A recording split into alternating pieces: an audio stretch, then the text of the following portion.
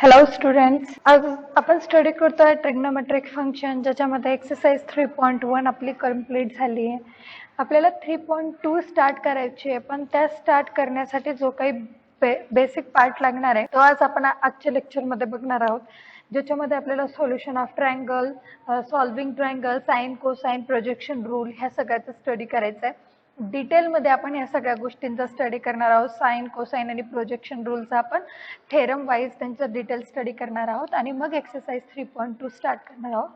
तर चला स्टार्ट करूया आजच्या व्हिडिओला. तर आपला नेक्स्ट पार्ट म्हणजे आपला जिथून आज व्हिडिओ स्टार्ट होतोय तो आहे सोल्युशन ऑफ अ ट्रायंगल. ट्रायंगलचं सोल्युशन आपल्याला फाइंड करायचंय. म्हणजे नेमकं काय करायचंय तर आपल्याला बघा माहिती आहे की ट्रायंगल, कुठल्याही ट्रायंगलमध्ये जे महत्त्वाचे एलिमेंट्स असतात ते एलिमेंट 6 एलिमेंट्स, ज्याच्यामध्ये 3 त्याच्या साइड्स असतात आणि 3 त्याचे अँगल्स असतात. तर हे आहेत त्या कुठल्याही ट्रायंगलचे इम्पॉर्टंट एलिमेंट्स, नेसेसरी एलिमेंट्स. आणि मग आता हे एलिमेंट्स फाइंड करणं म्हणजेच सोल्युशन ऑफ अ ट्रायंगल. एखाद्या ट्रायंगलचे काही एलिमेंट्स तुम्हाला दिले असेल, जसे की तुम्हाला एक अँगल आणि 2 साइड दिलेल्या असेल तर तुम्हाला remaining side and remaining angles find करायचे असतील, किंवा 2 अँगल आणि 1 साइड दिलेली असेल तर तुम्हाला बाकीच्या 2 साइड आणि एक अँगल फाइंड करायचा असेल. ह्याप्रमाणे एलिमेंट्स दिलेत आणि त्याच्यावरून बाकीचे एलिमेंट्स फाइंड करायचे. तर ही जी प्रोसिजर आहे त्याला आपण सोल्युशन म्हणतो. सोल्युशन, ट्रायंगलचं सोल्युशन असं म्हणतो. तर त्याच्यासाठी काही महत्त्वाचे जे पार्ट्स बघायचे ते आपण पुढे बघणारच आहोत. तर त्याआधी एक छोटी कन्सेप्ट आहे, ती कन्सेप्ट आहे polar coordinates and Cartesian coordinates. आता पोलर कोऑर्डिनेट्स आणि कार्टेशियन कोऑर्डिनेट्स हे आपल्याला ऑलरेडीच माहिती आहेत. आपण फास्टमध्ये याची जस्ट रिव्हिजन घेऊया. कुठल्याही पॉईंटचा कार्टेशियन कोऑर्डिनेट म्हणजे त्याचे एक्स आणि वाय कोऑर्डिनेट्स, म्हणजे त्याचं एक्स ॲक्सिस पासूनचा डिस्टन्स आणि वाय ॲक्सिस पासूनचा डिस्टन्स, हे जे एक्स आणि वाय असतात त्याला आपण कार्टेशियन कोऑर्डिनेट्स म्हणतो. आणि पोलर कोऑर्डिनेट म्हणजे आर अँड थीटा. आर म्हणजे काय असतं तर बघा, ही जी इथे फिगर त्यांनी दिली आहे त्याच्यामध्ये बघा काय म्हटलंय तर ओला फिक्स पॉइंट म्हटलंय आणि जी ही OX रे आहे तिला फिक्स रे म्हटलंय. म्हणजे एक थोडक्यात जर तुम्हाला ही जी फिगर आहे ती 3D मध्ये तुम्ही इमॅजिन करा की तुमचा एक सपोज O हा फिक्स पॉइंट आहे आणि तिथून एक तुम्ही रे ड्रॉ केली आहे OX, ही फिक्स आहे. फिक्स आहे म्हणजे असं समजा तुम्ही एखाद्या पेपरवर एक स्टिक चिटकवली आहे आणि तिथून त्या O ह्या पॉइंटवर तुम्ही एक दुसरी स्टिक धरली आहे जी आहे सपोज OP, आणि तिचं जर तुम्हाला O to P हे डिस्टन्स काढायचं असेल तर त्याच्यासाठी तुम्हाला काय माहिती असलं पाहिजे की त्या O पासून P पर्यंतचा किती अँगल तयार होतोय, OX आणि OP मध्ये किती अँगल तयार होतोय. ते अँगल म्हणजेच असतो थीटा. आणि ते सगळं डिटेल्स इथे दिलेत बघा. O with a fixed point in a plane, let OX be the fixed ray in a plane. O is called pole. त्यावेळेस O ला काय म्हटलं जातं, पोल म्हटलं जातं. पोल हा फिक्स असतो. आणि रे OX ला म्हटलं जातं पोलर ॲक्सिस. OX ला म्हणायचं पोलर ॲक्सिस, जी पोल मधून तयार झाली ते पोलर ॲक्सिस. आता P पॉइंट हा कुठेतरी त्या प्लेन मध्ये हा एक P पॉइंट आहे की ज्याच्यामध्ये OP हे डिस्टन्स R आहे असं कन्सिडर केलंय आणि हा जो XOP अँगल आहे हा अँगल आहे थीटा असं कन्सिडर केलं. तर ही जी P चे कोऑर्डिनेट आहेत तर ते P चे कोऑर्डिनेट R आणि थीटा कसे येतात ते R आणि थीटा ह्याला म्हणायचं पोलर कोऑर्डिनेट. मग पोलर कोऑर्डिनेट्स काय असेल, कुठल्याही पॉईंटचे पोलर कोऑर्डिनेट म्हणजे R आणि थीटा आणि कार्टेशियन कोऑर्डिनेट्स म्हणजे X and Y. आता पोलर कोऑर्डिनेट मध्ये एक महत्त्वाची गोष्ट लक्षात ठेवा की जो थीटा असतो तो नेहमी 0 to 2π च्या मध्ये लाय होतो. 0 किंवा 0 पेक्षा मोठा चालेल पण 2π नको, 2π पेक्षा छोटा. And pole has no coordinates, no polar coordinates. पोलला कुठलेही पोलर कोऑर्डिनेट्स नसतात. का नसतात तर थीटाची व्हॅल्यू ही 0 असते आणि R हे डिस्टन्स पण काय झालं तिथून 0 झालं, म्हणून त्याचे कुठलेही पोलर कोऑर्डिनेट्स नसतात पोलला.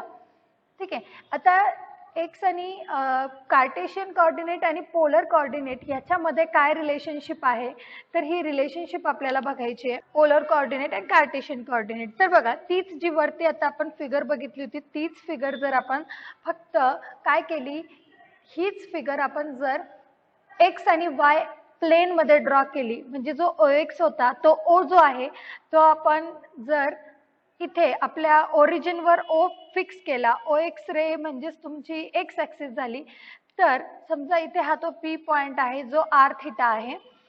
आता आपण कोणताही पॉइंट जर एक्स आणि वाय ऍक्सिस पासून किती डिस्टन्स वर आहे हे जर काढायचं असेल तर आपण त्याचं एक्स ऍक्सिस पासूनचं डिस्टन्स आणि वाय ऍक्सिस पासूनचं डिस्टन्स हेच असतं त्याचे कार्टेशियन कोऑर्डिनेट. सपोज ते डिस्टन्स एक्स आहे, इथलं डिस्टन्स वाय आहे, तर हा जो पॉइंट झाला त्याचे कार्टेशियन कोऑर्डिनेट झाले एक्स वाय, पोलर कोऑर्डिनेट आहेत आर थिटा. मग याच्यामधलं रिलेशनशिप जर मला काढायचं असेल तर सपोज मी इथे एक परपेंडिक्युलर ड्रॉ करते, हा अँगल थीटा आहे, ऑलरेडीच आपण कन्सिडर केलंय, ही व्हॅल्यू आर आहे. तर साइन थीटा म्हणजे काय असतो? साइन थीटा असतो अपोजिट अपॉन हायपोटेनस. आता इथे सपोज मी याला एम म्हटलं तर अपोजिट आहे पीएम, पीएम अपॉन हायपोटेनस आहे ओपी, ओपी ची व्हॅल्यू आहे आर आणि पीएम म्हणजेच काय? पीएम हा ओ, इथे सपोज एन म्हटलं तर हा जो पीएम आहे तो ओ एन एवढा आहे आणि ओ एन ची व्हॅल्यू वाय आहे म्हणून हे असेल वाय अपॉन आर. आणि तसेच कॉस ऑफ थिटा हा काय असतो? ऍडजेसन, ऍडजेसन आहे ओ एम अपॉन हायपोटेनस आहे ओपी, सो ओ एम आहे एक्स, एक्स अपॉन आर. तर बघा हे इथे रिलेशन दिलंय की पोलर कोऑर्डिनेट्स मध्ये आणि कार्टेशियन कोऑर्डिनेट्स मध्ये काय रिलेशनशिप आहे, तर साइन थिटा म्हणजे y upon r, cos theta म्हणजे एक्स अपॉन आर. म्हणून जर तुम्हाला एक्स फाइंड करायचा असेल तर तुम्ही आर कॉस थिटा म्हणजे बघा जस्ट हा आर इकडे मल्टिप्लाय केला तर वाय ची व्हॅल्यू मिळते, हा आर इकडे मल्टिप्लाय केला तर एक्स ची व्हॅल्यू मिळते. तर हे आपलं रिलेशनशिप झालं बिटवीन कार्टेशियन पोलर कोऑर्डिनेट. जर तुम्हाला आर आणि थिटा दिला असेल तर एक्स आणि वाय शोधण्यासाठी तुम्ही हे रिलेशनशिप यूज करा. आणि जर तुम्हाला एक्स आणि वाय दिलंय आणि तुम्हाला आर अँड थिटा फाइंड करायचं असेल तर त्याच्यासाठी तुम्ही काय कुठलं रिलेशनशिप यूज करू शकता? बघा जर आता मी एक्स आणि वाय दोघांचा स्क्वेअर केला, एक्स स्क्वेअर केला आणि वायचा स्क्वेअर केला, दोघांची जर मी ऍडिशन घेतली, एक्स ची व्हॅल्यू आहे आर कॉस थिटा, त्याचा स्क्वेअर म्हणजे r square cos square plus r square sine square theta, दोघांमधून आर स्क्वेअर कॉमन निघेल आणि ब्रॅकेट मध्ये येईल cos square theta plus sine square theta. आणि ह्या दोघांची व्हॅल्यू जी असते हे by the identity, trigonometric identity, याचा आन्सर येईल 1 and hence we get the relation x square plus y square is equal to r square. जर तुम्हाला एक्स वाय दिला असेल आणि आर आणि थिटा फाइंड करायचं असेल तर हे रिलेशनशिप तुम्ही यूज करू शकता. आणि थिटा काढण्यासाठी तुम्ही काय करू शकता, तर टॅन थिटा म्हणजे असतो sine theta upon cos theta. Sine theta माहिती आपल्याला वाय अपॉन आर आहे, कॉस थिटा माहिती आपल्याला एक्स अपॉन आर आहे, आर आर कॅन्सल झाला सो टॅन थिटा मिळाला y upon x and hence theta is tan inverse of y upon x. तर ह्या फॉर्म्युल्याने तुम्ही थिटा काढू शकता, ह्या फॉर्म्युल्याने तुम्ही r फाइंड करू शकता. कधी जर x आणि y दिले असतील तर r आणि थिटा काढायचे हे फॉर्म्युले, आणि जर r थिटा दिलेले असेल आणि एक्स आणि वाय शोधायचं असेल तर हे फॉर्म्युले तुम्ही त्याच्यासाठी यूज करू शकता. तर हे सिम्पली झालं relationship between the Cartesian and polar coordinate. Already तुम्ही कॉम्प्लेक्स नंबर मध्ये याचा स्टडी केलेला आहे. याच्यावर आपल्याला एक्सरसाइज 3.2 मध्ये पहिला आणि दुसरा क्वेश्चन याच्यावरच बघायचं. आता याच्या पुढचा जो पार्ट आहे तो आहे सॉल्विंग अ ट्रायंगल. तर बघूया सॉल्विंग अ ट्रायंगल.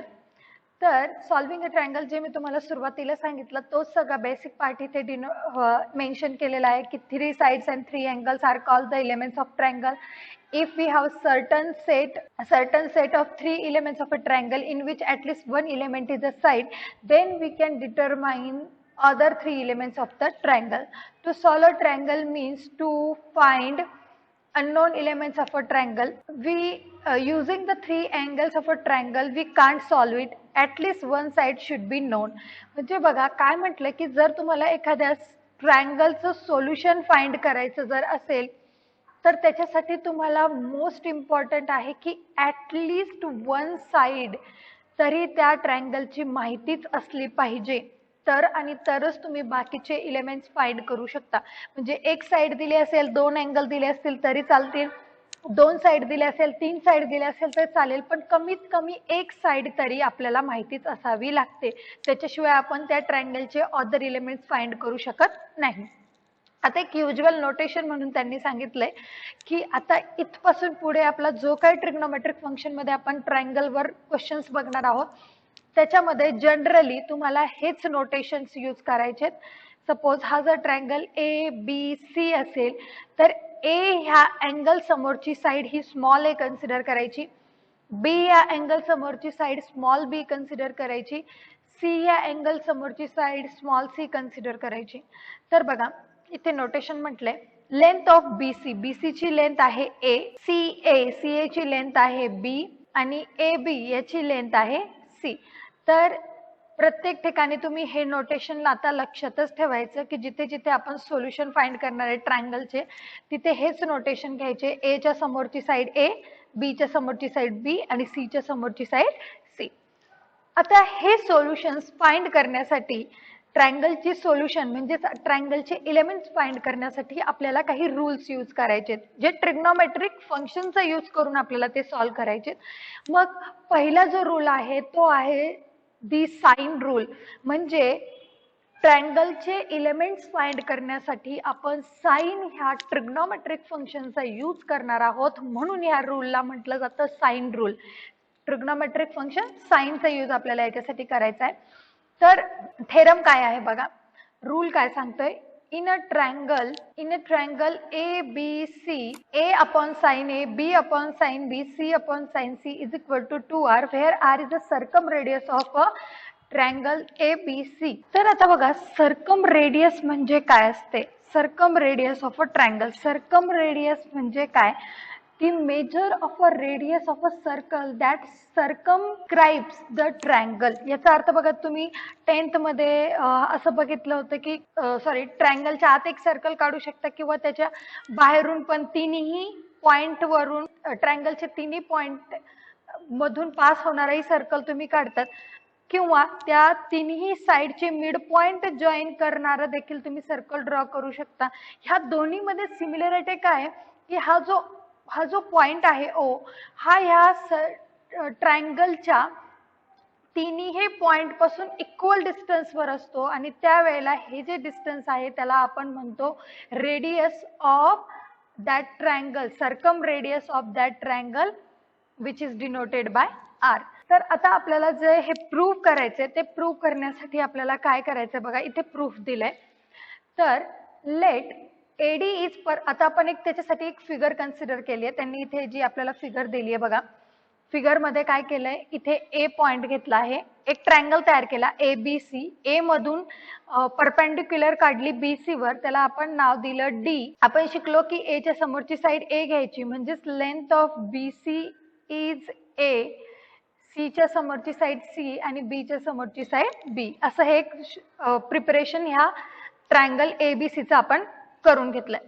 आता प्रूव्ह करण्यासाठी काय म्हटलं बघा, let AD is perpendicular to B C. Okay, मग एडी ची व्हॅल्यू जर तुम्हाला फाइंड करायची असेल, एडी ची जर व्हॅल्यू फाइंड करायची असेल in terms of angle C, AD ची व्हॅल्यू तुम्ही इन टर्म्स ऑफ बी पण काढू शकता आणि सी पण काढू शकता. तर त्यांनी इन टर्म्स ऑफ सी घेतली आहे, तर सी मध्ये एडी ची व्हॅल्यू काय येईल बघा, sine of C, sine C म्हणजे काय, अपोजिट अपॉन हायपोटेनस.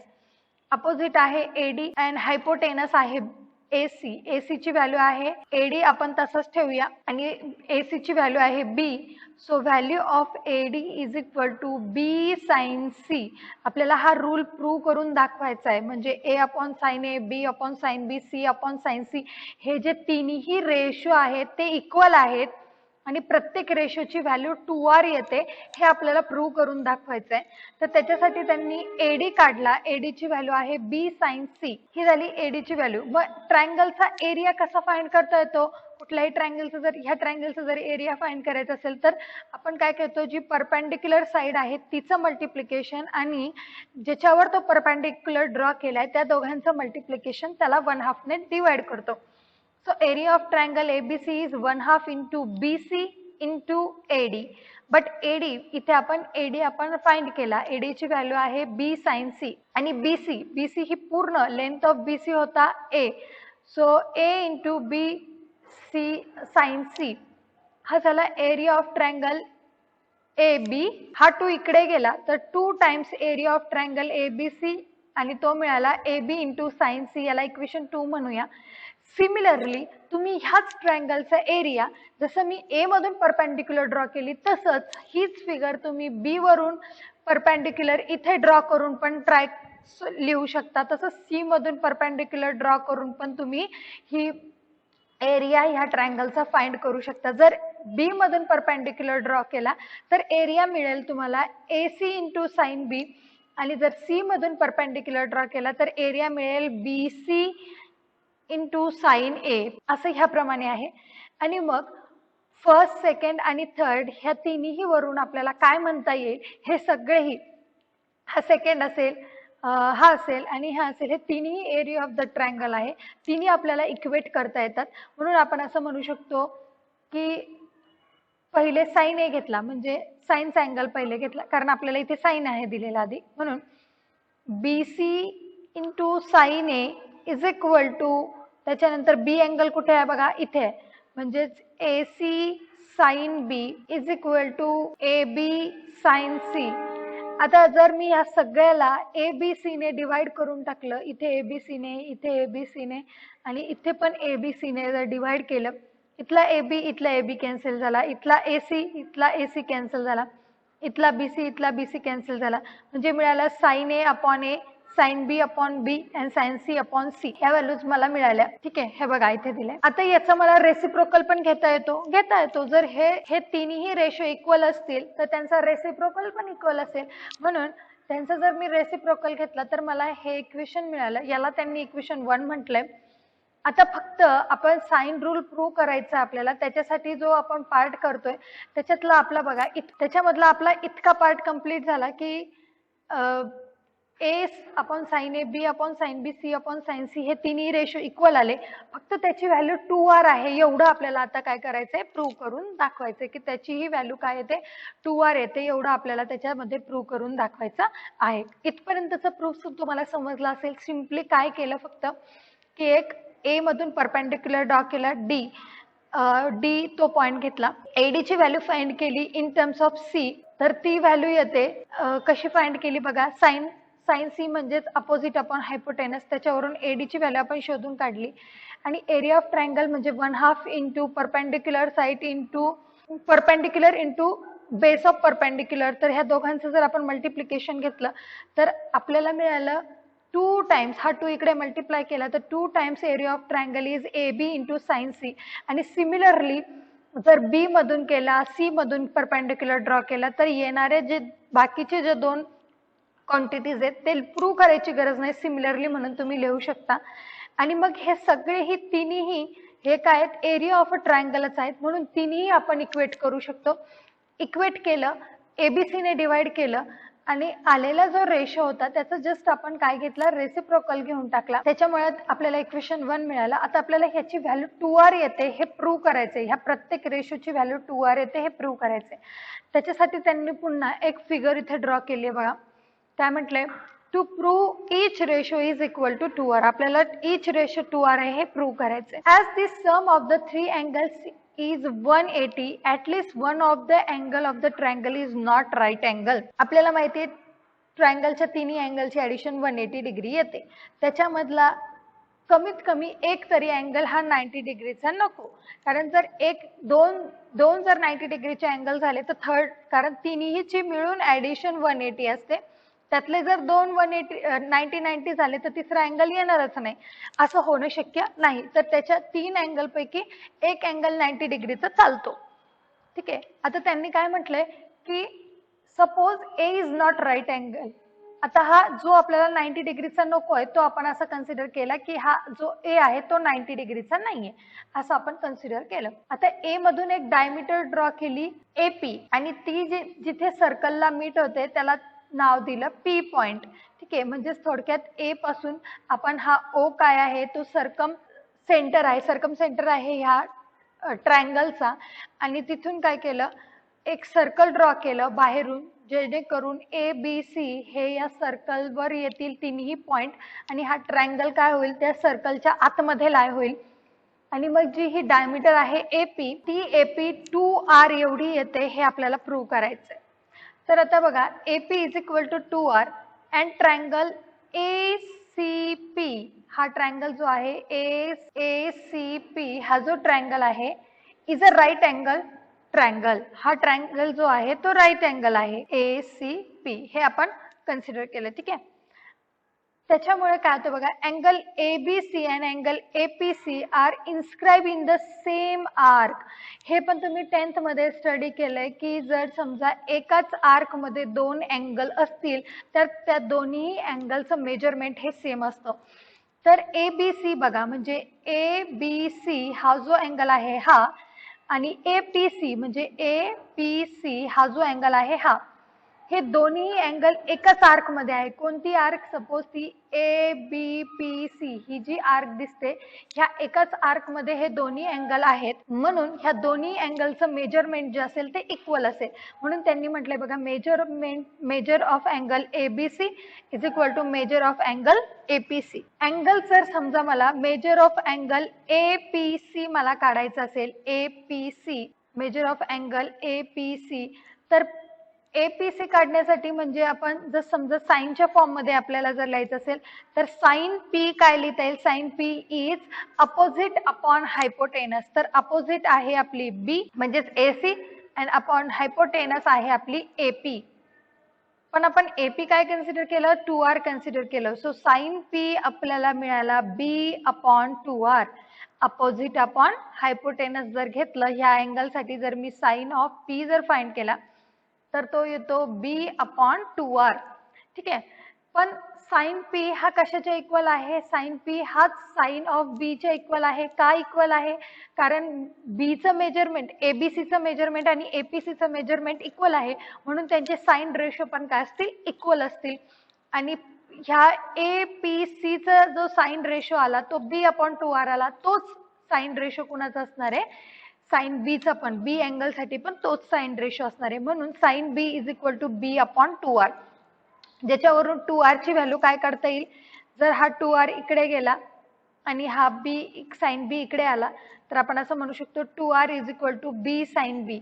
मग हे जे 3 रेशो होते त्याच्यातला हा एक रेशो जर बी अपॉन साइन बी जर 2r आला तर हा रेशो याच्या इक्वल आहे आणि ह्याच्या इक्वल आहे, म्हणून उरलेल्या 2 रेशोच्या पण इक्वल, त्याची पण व्हॅल्यू कशाच्या इक्वल येणार आहे? 2r च्याच इक्वल येणार आहे.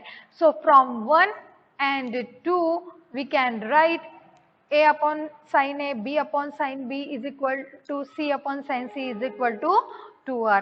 ह्याप्रमाणे हा जो साइन रूल होता तो आपण इथे प्रूव्ह केलाय. सो साइन रूल काय सांगतो? साइन रूल सांगतो a म्हणजे काय? अँगल a च्या समोरची side upon sine a, b upon sine b, c upon sine c, ह्या सगळ्याची व्हॅल्यू 2r एवढी असते. ठीक आहे. आता याच्यामध्ये काही आपल्याला different form of sine rules पण बघायचे आहेत, म्हणजे एक्झाम्पल सॉल्व्ह करण्यासाठी हे आपल्याला लागणार आहेत. जसं हा आपला साइन रूल झाला तर याच्यावरून तुम्ही ए बी सी च्या व्हॅल्यू काढू शकता. ए ची व्हॅल्यू काढायची जर असेल तर A upon sine A is equal to 2r जर कन्सिडर केलं तर ए ची व्हॅल्यू येते 2r इंटू साइन ए. तसंच जर मी बी अपॉन साइन बी कन्सिडर केला आणि याची value is equal to 2r घेतली तर बी ची व्हॅल्यू मिळते 2r साइन बी.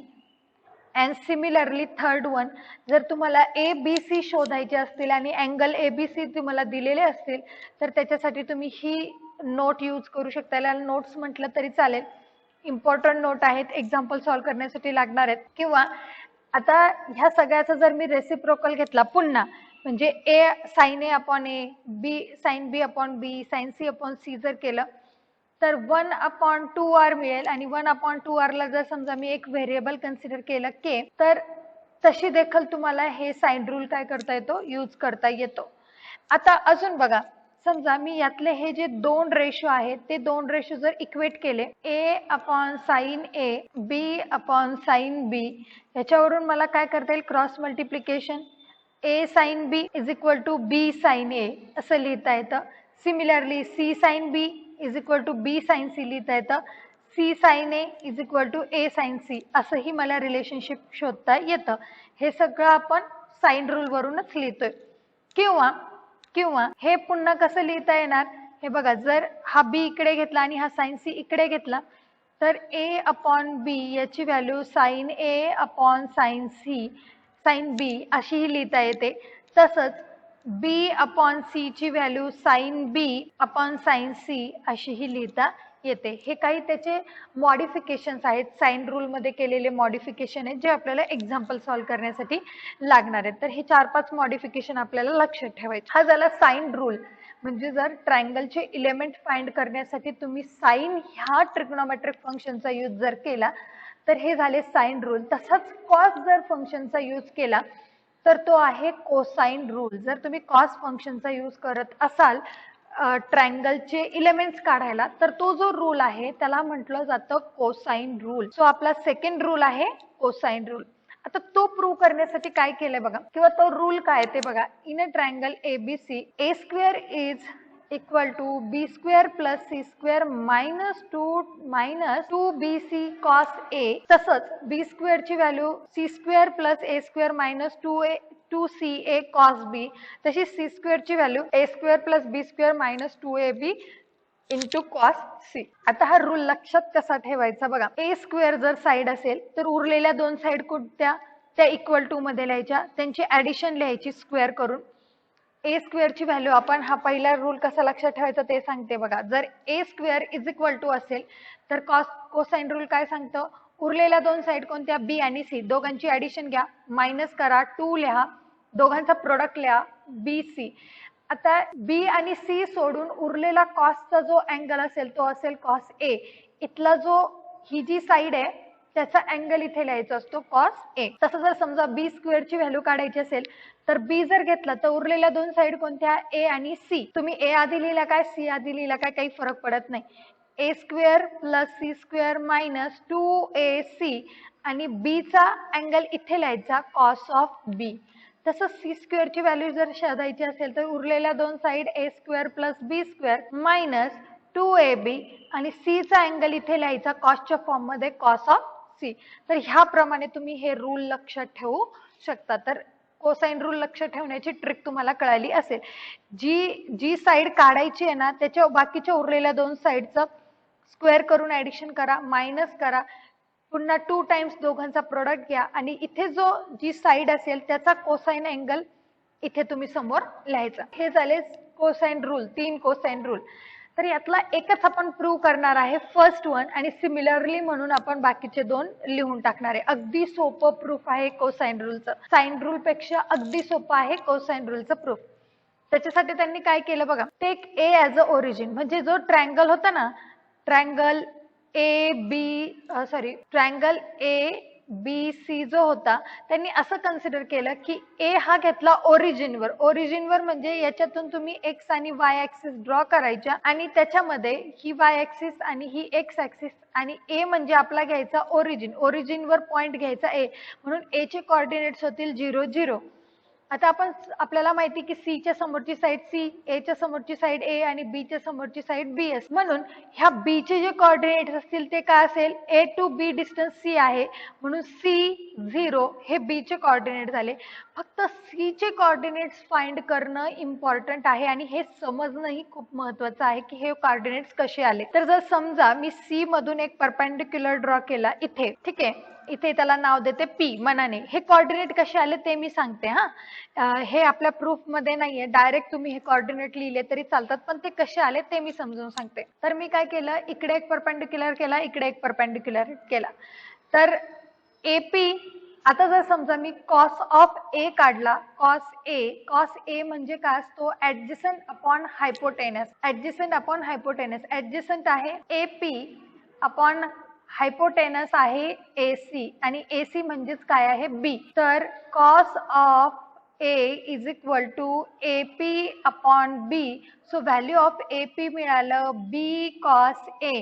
पण AP म्हणजे काय आहे, AP म्हणजे काय आहे, या C पॉइंटचं एक्स ऍक्सिस वरचं डिस्टन्स म्हणजेच त्याचा एक्स कोऑर्डिनेट. AP म्हणजे काय झाला, त्या C पॉइंटचं एक्स ऍक्सिस पासूनचं डिस्टन्स आणि ते डिस्टन्स किती झालं तर तो त्याचा एक्स कोऑर्डिनेट झाला आणि ती व्हॅल्यू आपली मिळाली बी कॉस ए. आणि सिमिलरली जर मी साइन ए काढला, साइन ए म्हणजे अपोजिट अपॉन हायपोटेनस, अपोजिट आहे सीपी अपॉन ए ची व्हॅल्यू पुन्हा CP अपॉन B ही व्हॅल्यू साइन ए ची.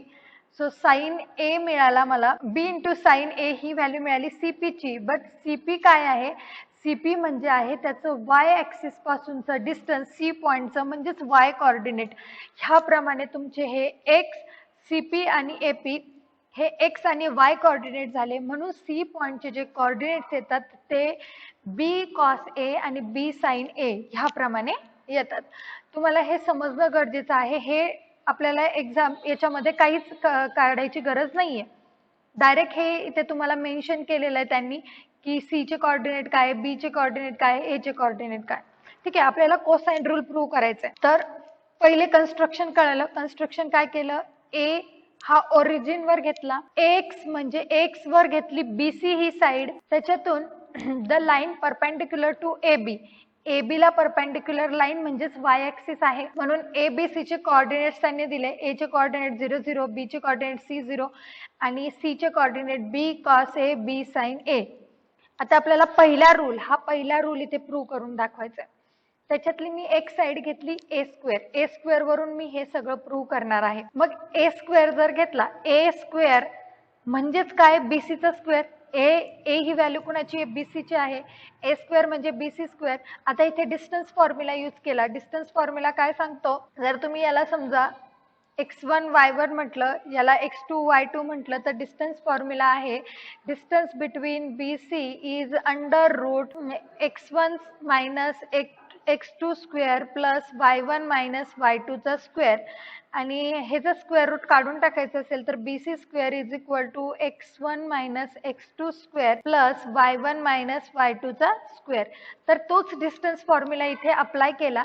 आता x1 जर C घेतला, C minus B cos A, याचा x1 व्हॅल्यू आहे C, इथे x2 व्हॅल्यू आहे B cos C. तर C minus B cos A 0 minus B sin A आणि त्यांचा स्क्वेअर बघा इथे लिहिलंय. मग याच्यावर स्क्वेअरचा फॉर्म्युला अप्लाय केला, C square plus B square cos square A minus 2BC cos A हा झाला ह्या पूर्ण ब्रॅकेटचा स्क्वेअर, प्लस आता ह्या 0 मधून मायनस केलं म्हणजेच हे जे व्हॅल्यू फक्त काय येणार आहे? B square sine square A minus टर्मचा स्क्वेअर प्लस झाला. आता याच्यातून आणि याच्यातून मी B स्क्वेअर कॉमन घेऊ शकते. तर B स्क्वेअर जर कॉमन घेतला तर बाकीचे टर्म बघा, C स्क्वेअर आहे प्लस B स्क्वेअर मी इथून कॉमन घेतला तर मला मिळाला cos square A plus sine square A आणि minus 2 times BC cos A तसाच लिहिला. आता याची व्हॅल्यू 1 असते हे आपल्याला माहिती आहे. So C square plus B square minus 2BC cos A आणि हाच आहे आपला कॉसचा रूल. कॉसचा रूल हाच आहे की नाही? A स्क्वेअर ची व्हॅल्यू आपल्याला B square plus C square, इथे C square plus B square आलं, तुम्ही मागे पुढे करून लिहू शकता. हीच व्हॅल्यू आपल्याला प्रूव्ह करून दाखवायची होती. तसं सिमिलरली म्हणून तुम्ही याच्यासाठीही ते प्रूव्ह करू शकता. म्हणजे याच्यासाठी जर प्रूव्ह करायचं असेल तर B इथे A च्या ऐवजी इथे B घ्यावा लागेल. जर तिसरं प्रूव्ह करायचं असेल तर A च्या जागी C घ्यावा लागेल. ह्याप्रमाणे तुम्ही हा बाकीचे उरलेले रूल्स पण काय करू शकता? प्रूव्ह करू शकता. तर फक्त पहिला प्रूव्ह करा आणि बाकीचे दोन सिमिलरली म्हणून लिहिले तरी चालेल. तर हा आहे कोसाइन रूल. कोसाइन रूल अगदी सोपा आहे. जस्ट एक ट्रायंगल तुम्हाला XY ऍक्सिस वर ड्रॉ करायचा आहे. A चे कोऑर्डिनेट 0 0, B चे कोऑर्डिनेट C0 आणि फक्त C चे कोऑर्डिनेट व्यवस्थित लक्षात ठेवा. आणि B आणि C मध्ये पहिला प्रूव्ह करण्यासाठी आपण A स्क्वेअर जर कन्सिडर केला तर A स्क्वेअर म्हणजेच BC स्क्वेअर आणि BC स्क्वेअर काढण्यासाठी आपण डिस्टन्स फॉर्म्युला वापरला आणि नंतर फक्त सिम्प्लिफिकेशन केलं की आपल्याला आपला रूल मिळाला.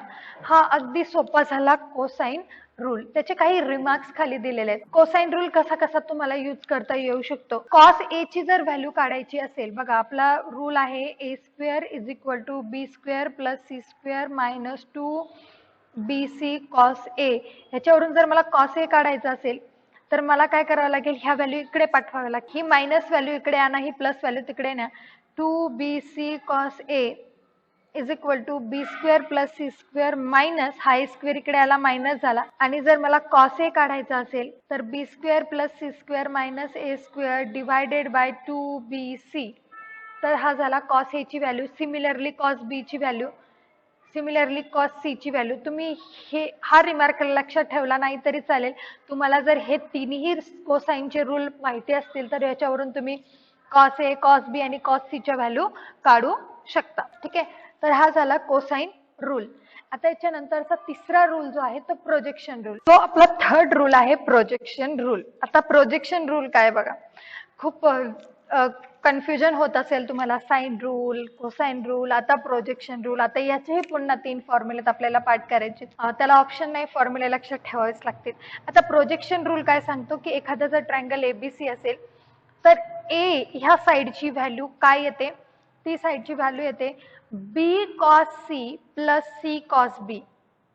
आता तसं प्रोजेक्शन रूल लक्षात ठेवायला जास्त सोपं आहे. बी ची व्हॅल्यू ही उरलेली साइड कोणती आहे, सी आणि ए की नाही. मग सी ला जोडीदार घ्यायचा ए आणि ए ला जोडीदार घ्यायचा सी. आणि प्रोजेक्शन रूल मध्ये पण जे अँगल आहे ते कोसाइनच अँगल आहे हे व्यवस्थित लक्षात ठेवा.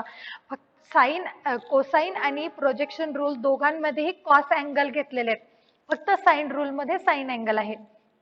आणि लास्ट वाला आहे सी ची व्हॅल्यू ही काय असणार, उरलेले दोन दुसऱ्या साइड कोणत्या, ए साइड आणि बी. बी ला जोडीदार ए टाकायचा, ए ला जोडीदार बी टाकायचा. म्हणजे लक्षात ठेवायचं असेल तर प्रोजेक्शन रूल लक्षात कसा ठेवायचा बघा. जर ए ची व्हॅल्यू ही कशाच्या इक्वल असेल, ए जर लिहिलं तर उरलेल्या दोन साइड कोणत्या, बी आणि सी. सो बी लिहा प्लस सी लिहा. बी ला जोडीदार कॉस ऑफ सी लिहा आणि सी ला जोडीदार कॉस ऑफ बी लिहा. तर हा झाला आपला पहिला रूल. बी कसा लिहिता येईल, उरलेल्या साइड आहे ए अँड सी. ए ला जोडीदार कॉस ऑफ सी आणि सी ला जोडीदार कॉस ऑफ ए. म्हणजे इथला जो असेल ए त्याचा कॉस अँगल इथे. तसंच जर सी काढायचं असेल, सी कसा लिहिता येईल, उरलेल्या साइड आहेत ए अँड बी. तर ए ला जोडीदार असेल कॉस ऑफ बी आणि बी ला जोडीदार असेल कॉस ऑफ ए, ह्याप्रमाणे. तर हा रूल असा तुम्ही लक्षात ठेवा. आता याचं प्रूफ घेताना काय करायचंय बघा. तर प्रोजेक्शन रूल प्रूव्ह करताना here we give the proof of one of these three statement by considering all possible cases. तीन पैकी कोणताही एक प्रूव्ह केला तरी चालतो. तर आपण जो फर्स्ट वन आहे a is equal to b cos c plus c cos b, हा आपण काय करणार आहे, हा प्रूव्ह करणार आहे, हे पहिलं वाला. तर त्याच्यासाठी काय काय लागणार आहे बघा. पुन्हा एक ट्रायंगल कन्सिडर केला ए बी सी. आता तुम्हाला प्रोजेक्शन रूल माहिती असण्यासाठी पहिली गोष्ट प्रोजेक्शन म्हणजे काय ही कन्सेप्ट माहिती असणं गरजेचं आहे. जर ही कन्सेप्ट ज्याला कळाली त्याला प्रोजेक्शन रूल कळाला. तर त्यांनी एक ट्रायंगल काढला एबीसी. एबीसी मधून काय केलं, ए मधून बीसी वर परपेंडिक्युलर ड्रॉ केली AD. AD is perpendicular to the base BC. आता बघा काय म्हटलंय, BD is called the projection of AB on BC. Projection म्हणजे काय, किंवा एखादा BD याला प्रोजेक्शन कधी म्हणायचं, BD ला, ही जी BD आहे याला प्रोजेक्शन कधी म्हणायचं, ज्या वेळेला जो काही B आहे तिथपासून एक वेगळा पॉइंट असेल A, तिथून जर तुम्ही परपेंडिक्युलर ड्रॉ केला BC वर, तर तो परपेंडिक्युलर म्हणजे ह्या ट्रायंगल मध्ये जर तुम्ही A मधून एक परपेंडिक्युलर ड्रॉ केला तर तो परपेंडिक्युलर जिथे मीट होतोय, तर हे जे डिस्टन्स आहे ए बी पासून डी चं, याला म्हणायचं प्रोजेक्शन. कुणाचं projection, projection of A B. A B चं प्रोजेक्शन ऑन बीसी, बीसी वर असलेलं ए बी चं प्रोजेक्शन. बीडी ला म्हणायचं projection of A B on BC. आणि तसंच तुम्ही डीसी ला म्हणू शकता projection of S D C किंवा सीडी म्हटलं तरी चालेल. तर याला म्हणायचं projection of AC on BC. Projection of AC on BC म्हणजे ए ह्या पॉइंट मधून जी आपण परपेंडिक्युलर ड्रॉ करतोय, तर हे जे डिस्टन्स असेल, हे डिस्टन्स हे म्हणजे असतं प्रोजेक्शन. कुणाचं, तर जी उरलेली साइड आहे त्या ट्रायंगल मधली जी उरलेली साइड आहे ए बी, ए बीचं ह्या बीसी वरचं प्रोजेक्शन. तसंच डीसी ही जी साइड आहे तिला म्हणायचं projection of AC on BC. Projection of AC on BC is DC. मग आता बीडी ची व्हॅल्यू कशी काढणार, तर बीडी ची व्हॅल्यू जर मी कॉस अँगल नुसार जर मला काढायची असेल तर कॉस ऑफ बी काय लिहिता येतो, cos B is adjacent upon hypotenuse. Adjacent आहे बीडी अपॉन हायपोटेनस आहे A B, but value of A B is C. So cos of B is equal to BD upon C. Hence we can write BD is equal to C cos B. बघा इथे लिहिलंय projection of AB on BC is C cos B. हा C लिहायचं झालं, C cos B हे झालं. तसेच जर मला DC ची व्हॅल्यू काढायची असेल तर मी कसं लिहिणार, cos of C is adjacent आहे DC किंवा CD म्हणा, CD upon AC. So cos of C is CD आपल्याला माहिती नाही, पण AC हा किती आहे, B आहे. So value of CD is B into cos of C. बघा इथे काढलंय B into cos of C. हे झालं प्रोजेक्शनच्या व्हॅल्यू. आता B पासून C पर्यंतचं जे डिस्टन्स आहे, B ते C डिस्टन्स म्हणजेच लेंथ ऑफ BC ही आहे A. आपल्याला हे प्रूव्ह करायचंय की नाही, हे प्रूव्ह करायचं आपल्याला. सो A म्हणजे काय, BC आहे, आणि A म्हणजेच BC म्हणजे काय आहे, BD प्लस DC किंवा CD म्हणा, याला प्लस याला जर दोघांना एकत्र केलं की BC तयार होते. आणि BD तुम्ही काढलाय, BD काय काढलाय, C cos B plus DC काढलाय B cos C. आणि हेच आपल्याला प्रूव्ह करायचं होतं का, तर बघा हेच प्रूव्ह करायचं होतं आपल्याला, प्रूव्ह करून दाखवायचं होतं. फक्त त्यांनी ही इथे आली टर्म लिहिली आणि ही टर्म इथे लिहिली आहे. So A is equal to B cos C plus C into cos of B. तर ह्याप्रमाणे हा झाला आपला प्रोजेक्शन फॉर्म्युला पहिला. कधी, ज्या वेळेला हे कधी प्रूव्ह केलंय आपण, ज्या वेळेला B आणि C हे दोन्हीही अँगल ॲक्यूट अँगल असतील तर. प्रोजेक्शन रूल हा तीन केसेस मध्ये आपण करणार आहे. पहिली केस की तुमचा B आणि C हे दोन्ही अँगल ॲक्यूट अँगल असतील, त्याच्यानंतर B हा अँगल एक ऑब्ट्यूस अँगल असेल, आणि तिसऱ्या केसमध्ये B हा अँगल जो आहे तो राईट अँगल असेल. अशा 3 केसमध्ये हा आपण प्रूव्ह करणार आहे. पहिल्या केसमध्ये आपण प्रूव्ह करून टाकलं. पहिल्या केसमध्ये B आणि C हे दोन्ही काय केले, आपण ॲक्यूट अँगल कन्सिडर केले, आणि ह्या प्रोजेक्शनचा फॉर्म्युलानुसार आपण ह्या सगळ्या गोष्टी लिहून हा पहिली केस आपण प्रूव्ह केली. आता दुसरी केस बघूया की ज्याच्यामध्ये B हा ऑब्ट्यूस असेल. मग दुसऱ्या केसमध्ये जर B हा ऑब्ट्यूस अँगल घेतला तर फिगर कशी चेंज होते बघा. जो ट्रायंगल असा होता ABC, तर त्याच्यामध्ये हा ॲक्यूट अँगल होता. आता जर ऑब्ट्यूस केला तर ही फिगर अशी होणार, बरोबर. याच्यामध्ये हा B काय होणार आहे, 90 डिग्री पेक्षा मोठा होणार आहे.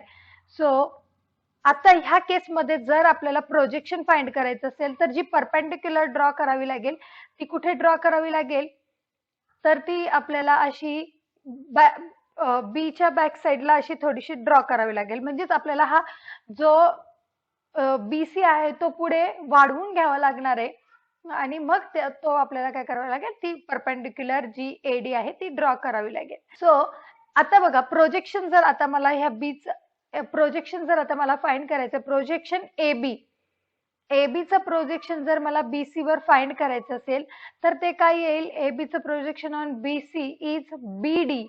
आणि BD ची व्हॅल्यू जर मला, ह्या BD ची व्हॅल्यू जर मला शोधायची आहे, हा BD जर मला काढायचा आहे, तर हा अँगल B आहे, तर हा उरलेला अँगल काय असणार आहे, ऑफकोर्स तो पाय मायनस B असेल. लिनियर पेअर मधले अँगल आहे आणि लिनियर पेअर मधल्या अँगलची ऍडिशन 180 डिग्री असते.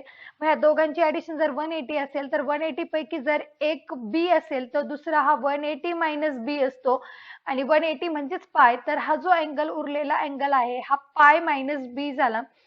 आणि जर मला प्रोजेक्शन काढायचं असेल तर प्रोजेक्शन आपण कसं काढतो, कॉस ऑफ, जर मला कॉस ऑफ अँगल काढायचा आहे, cos of pi minus B that is adjacent आहे BD upon AB, but value of AB is C, so BD upon C is cos of pi minus B. So C इकडे आपण काय करू शकतो, multiply. So C into cos of pi minus B is equal to BD. BD ची value काय शोधली आहे, हा. आणि पुन्हा पाय मायनस B म्हणजे जर आपण असं कन्सिडर केलं, पाय मायनस B ला थोड्या वेळ थिटा म्हटलं तर cos of pi minus theta हा कुठल्या क्वाड्रंटला येईल, सेकंड क्वाड्रंटला. सेकंड क्वाड्रंटला साइन पॉझिटिव्ह आहे, कॉस निगेटिव्ह आहे, म्हणून cos of by the allied angle cos of pi minus B is minus cos of B by allied angle. Allied angle च्या concept नुसार हे minus B येईल. So we get the projection of A B on B C म्हणजेच BD ची जी value मिळाली, तर BD ची जी value मिळाली ती मिळाली C into minus cos of B. ठीक आहे. आता पुन्हा जर मला BC काढायचंय, A काढायचं, आपल्याला पहिली केस प्रूव्ह करायची. A म्हणजे काय?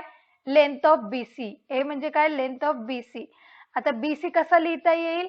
तो लिहिता येईल DC मधून जर मी BD मायनस केला, DC मधून जर मी BD मायनस केला तर मला BC मिळतो.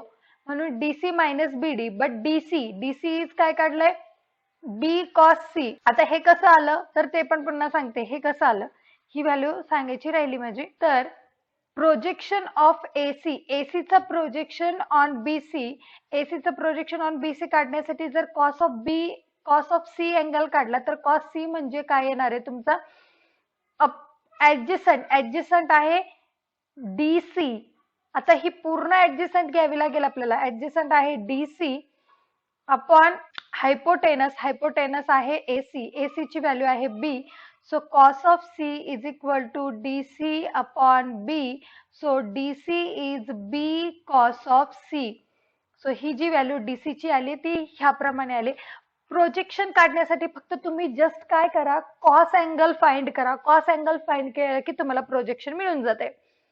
सो BC काय मिळालं आपल्याला? BC कसा लिहिता येईल? DC minus BD. DC ची व्हॅल्यू बघा इथे लिहिलेली आपण.